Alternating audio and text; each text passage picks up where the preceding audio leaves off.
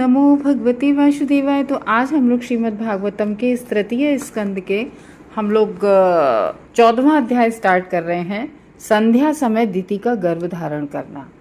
तो एक तो ये कहावत है ना कि संध्या के समय जब दीति ने गर्भ धारण किया तो एक्चुअली में दीति कश्यप ऋषि की पत्नी थी, और जब इनके दो पुत्र हुए दीति के, हिरण्याक्ष और हिरण्यकश्यप। तो हिरण्याक्ष जब छठवें मनमंत्र में, यानी कि ये जो 7वां चल रहा है इसके पूर्व मनमंत्र में, चाक्षुष मनमंत्र में, हिरण्याक्ष ने पृथ्वी को ले जाके जल में डुबो दिया था। तब भगवान 12 अवतार में आए थे और उन्होंने पृथ्वी को निकाल के अपनी जगह पर स्थिर किया था और हिरण्याक्ष को मारा था। तो ये हिरण्याक्ष और हिरण्यकश्यप ये कौन थे? जब वो जो ब्रह्मा जी के पुत्र जो 4 कुमार थे, सनत, सनंदन, सनातन, सनत कुमार, ये चारों पुत्र जब भगवान के वैकुंठ धाम में गए भगवान से मिलने, तो जो द्वारपाल थे भगवान के, उन्होंने इन्हें जाने से रोका।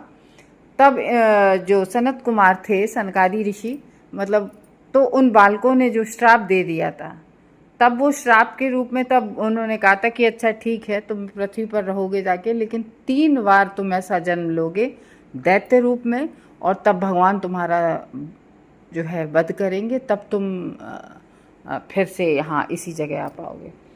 तो अब अध्याय शुरू हो रहा है कि कथा चल रही है। अब श्री शुक उवाच है ना का ये शुक, जब भागवतम का फर्स्ट कैंटो शुरू हुआ था तब हम लोगों ने देखा था कि जो सौनक आदि ऋषि थे वो बैठे थे, इंतजार कर रहे थे, और वहाँ से सूत गोस्वामी सुखदेव गोस्वामी से, जब सुखदेव गोस्वामी परीक्षित महाराज को भागवत सुना रहे थे तो वहाँ से सुन के आ रहे। तो यहाँ सौनक आदि ऋषि यानी कि 88,000 ऋषि सब वन में बैठे हुए इंतजार कर रहे थे। फिर सूत गोस्वामी से उन्होंने कहा था कि आप हमें भगवत कथा सुनाइए, जो जैसा आपने वहाँ सुना है, जैसा बिल्कुल यही है फर्स्ट कैंटो में, फर्स्ट अध्याय में, कि जैसे जैसे आप सुन के आए हो हमें ठीक वैसे ही वैसे सुनाओ। तो इस तरीके से शौनक आदि ऋषि जो थे, यानी कि जो 88,000 ऋषि थे उनमें शौनक ऋषि वो हेड थे उन ऋषियों के, तो इसलिए उन्हीं का बोला है कि उन्होंने कहा। उवाच श्री शुक उवाच निसम्य कौसार्विणोपवर्णितां हरे कथां कारण शुक्रात्मना पुनः सप्रप्रच्छ तमुदत्तांजलि नरचाति तृप्तो विदुरो धृतव्रता। तो श्रील सुखदेव गोस्वामी ने कहा,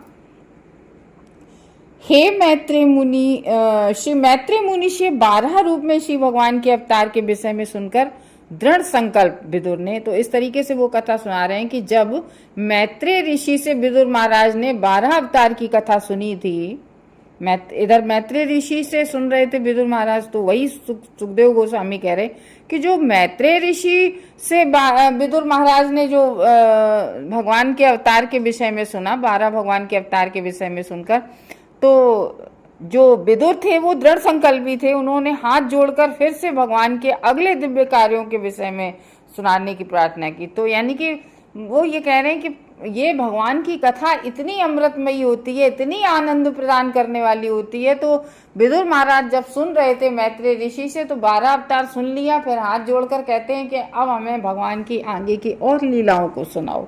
उन्हें इतना आनंद प्राप्त हो रहा है, तो वो कह रहे हैं कि भगवान की आगे की, जबकि विदुर महाराज भगवान के साथ ही रहते थे, सब लीलाओं को पता था, लेकिन उन्हें कहते नहीं है कि बार बार भगवान की लीलाओं को सुनने में बड़ा आनंद आ रहा था। तो वो कह रहे हैं हाथ जोड़ के और सुनाइए हमें अगली लीला के बारे में, भगवान के और अगले दिव्य कार्यों के विषय में हमें सुनाइए। ऐसे करके वो मैत्रेय ऋषि से प्रार्थना करते हैं। क्यों? क्योंकि विदुर अब भी तुष्टि का अनुभव नहीं कर रहे थे। यानी कि भगवान का जो भक्त होता है वो भगवान की बातों को सुनकर कभी संतुष्ट नहीं होता है, और कुछ भगवत भक्त नहीं होते हैं, वो अरे हाँ वो कथा तो हमने सुनी है, ऐसे नहीं। भगवान का भक्त उसे चाहे हजारों बार सुना दो तो भी उसे बहुत आनंद प्रदान करती है भगवान की कथा। तो विदुर क्या कह रहे हैं आगे के श्लोक में, दूसरे श्लोक में, विदुर उवाच तेनैव तु मुनिश्रेष्ठ हरिणा यज्ञमूर्तिनः आदिदैत्यो हिरण्याक्षो हत इत्यनुशुश्रमः। तो विदुर उवाच, विदुर ने कहा, क्या कहा विदुर ने? हे मुनि श्रेष्ठ, मैत्री ऋषि से कहते हैं आप मुनियों में श्रेष्ठ हो। हे मुनि श्रेष्ठ, मैंने शिष्य परंपरा से ये सुना है कि प्रथम असुर जो हिरण्याक्ष था वो उन्हीं यज्ञ रूप भगवान यानी कि जो 12 भगवान हैं, जो यज्ञ पुरुष यानी कि श्री विष्णु भगवान हैं, उन्हीं के वही भगवान अवतार लेकर श्री 12 अवतार के रूप में आए थे। और उन्हीं ने जो मतलब सृष्टि का जो पहला असुर था यानी कि हिरण्याक्ष, तो उस हिरण्याक्ष को उन्हीं यज्ञ भगवान ने मारा था। मैंने ऐसे सुना है। किससे सुना है? गुरु शिष्य परंपरा से। गुरु शिष्य परंपरा प्रामाणिक गुरु यानी कि कैसे प्रामाणिक गुरु शिष्य परंपरा कैसे चली आ रही है? यानी कि ब्रह्मा जी से नारद जी ने सुना, नारद जी से व्यासदेव ने सुना, व्यासदेव जी ने अपने पुत्र श्री सुखदेव गोस्वामी, और सुखदेव गोस्वामी ने ऐसे सूत गोस्वामी ने शौनक आदि ऋषि 88,000, और इस तरीके से वो गुरु परंपरा में। और हम लोग यहाँ आ गए हैं ये सनातन गोस्वामी के मतलब ऐसी गुरु शिष्य परंपरा चलते चलते हम लोग यहाँ सनातन गोस्वामी प्रभुपाद, फिर हम लोग उनके शिष्यों से इस तरीके के गुरु शिष्य परंपरा में सुन रहे हैं। तो वही कह रहे हैं कि हमने गुरु शिष्य परंपरा से सुना है कि प्रथम असुर था जो हिरण्याक्ष, वो भगवान के ही द्वारा मारा गया। क्योंकि पहले ही इस बात को हम जान चुके हैं पिछले अध्याय में कि 12 अवतार 2 कल्पों में प्रकट हुए थे। पिछले अध्याय में हम लोगों ने सुना था कि पहला जो प्रथम कल्प जो स्वयंभू मनु हुए थे उनके समय, और छठवां चाक्षुष कल्प में, तो 2 बार 12 रूप में भगवान आए थे। और दोनों ही कल्पों में भगवान का 12 अवतार हुए थे। स्वयंभू कल्प में उन्होंने ब्रह्मांड के जल के भीतर पृथ्वी को ऊपर उठाया था, तब पृथ्वी अपने आप डूब गई थी, तब उन्होंने पृथ्वी को ब्रह्मांड के जल से निकाला था। और चाक्षुष कल्प जो 6वें कल्प में पृथ्वी, तब हिरण्याक्ष उठा के ले गया था, तब उन्होंने प्रथम असुर हिरण्याक्ष का वध किया था। और स्वयंभू कल्प में उन्होंने श्वेत रंग धारण किया था, और चाक्षुष कल्प में लाल 12 का अवतार में भगवान आए थे। हैं तो विदुर ने पहले ही इनमें से एक के विषय में सुन रखा था, अब वे दूसरे के विषय में सुनने का प्रस्ताव कर रहे थे कि ये दोनों भिन्न भिन्न वर्णित अवतार एक ही पूर्ण पुरुषोत्तम भगवान है। तो वो इस तरीके से कह रहे थे। एक्चुअली में हम लोग कहते हैं कि मतलब हिरण्याक्ष या हिरण्यकश्यप नहीं, हम उनकी तो सुन रहे हैं, लेकिन कथा किसकी है? भगवान की है, कि भगवान ने कैसे उस हिरण्याक्ष को मारा, ये है। तो तस्य चोद्वरता क्षौणी स्वद्रष्टा गीण लीलया दैत्यराजस्य च ब्राह्मण कस्माद्वेतोर भूमृधा। हे ब्राह्मण, जब श्री भगवान अपनी लीला के रूप में पृथ्वी ऊपर उठा रहे थे, तब उस असुर राज यानी कि भगवान जब चाक्षुष मनवंतर में आए थे लाल 12 के अवतार में, दोबारा जब सेकेंड टाइम में पृथ्वी को ले गया था हिरण्याक्ष, जब दोबारा में भगवान आए उस पृथ्वी को निकालकर, तब उस असुर राज तथा भगवान 12 के बीच युद्ध का क्या कारण था? तो वो कह रहे थे कि जब दोबारा में आए थे तो पृथ्वी के चक्कर में क्या कारण था? वो पहला तो उन्होंने सुन लिया स्वयंभू मनु के समय में, इस तरीके से पृथ्वी निकाल के भगवान ने सेट कर दी पृथ्वी। आप कह रहे हैं कि दोबारा वाले में जब हुआ था तो उसकी पूरी कायदे से आप हमें कथा सुनाइए, ये कह रहे हैं। श्रद्धानाय भक्ताय ब्रूहि तज्जन विस्तरम ऋषेनानृप्यति मना परम कौतूहलम ही में।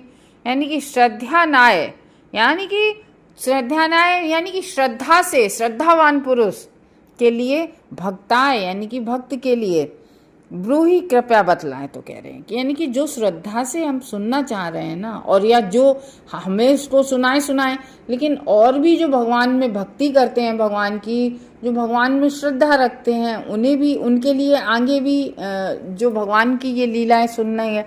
तो कह रहे हैं मेरा मन अत्यधिक जिज्ञासु बन चुका है। वो कह रहे हैं विदुर महाराज, हमें बड़ा जिज्ञासा उठ रही है, हमें सुनाओ ये आगे की ओर।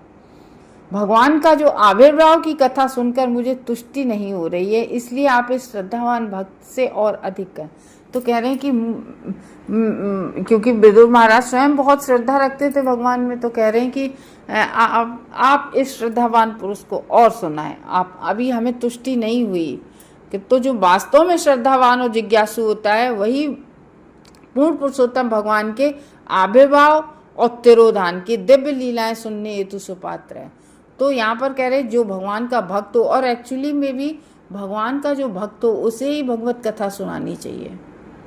विदुर ऐसे दिव्य संदेशों को ग्रहण करने के उपयुक्त पात्र थे, और विदुर से अच्छा पात्र कौन होगा। विदुर भगवान के सबसे बहुत बड़े भक्त थे भगवान के। तो इस तरीके से हम लोग जानेंगे इसी अध्याय में आगे कि किस तरीके से जो है उन्होंने, आगे अध्याय में आएगा कि ये हिरणाक्ष और हिरण्यकश्यप कैसे पैदा हुए, क्योंकि संध्या का समय था और कश्यप ऋषि की पत्नी जो दीति थी, तो उन्हें काम इच्छा हुई संध्या के समय, और उस काम इच्छा में उन्होंने इंद्रिय तृप्ति के लिए उन्होंने कश्यप ऋषि को कहा कि और इस तरीके से जब वो नहीं मानी दीति, और उन दोनों का मिलन हुआ कश्यप ऋषि और दीति का उसी संध्या समय में, और उसी संध्या समय में इन्होंने गर्भ धारण कर लिया। और तभी तो कहते हैं कि संध्या के समय कभी भी पुरुष और महिला को मिलन नहीं करना चाहिए, क्योंकि जो उस समय अगर औरत गर्भ धारण कर लेती है तो राक्षस जैसे संतान पैदा होती है। तो कुछ समय ऐसे होते हैं जिनका बचाव रखना चाहिए। तो इस तरीके से हिरणाक्ष और हिरण्यकश्यप पैदा हुए थे। हरे कृष्ण भक्तों।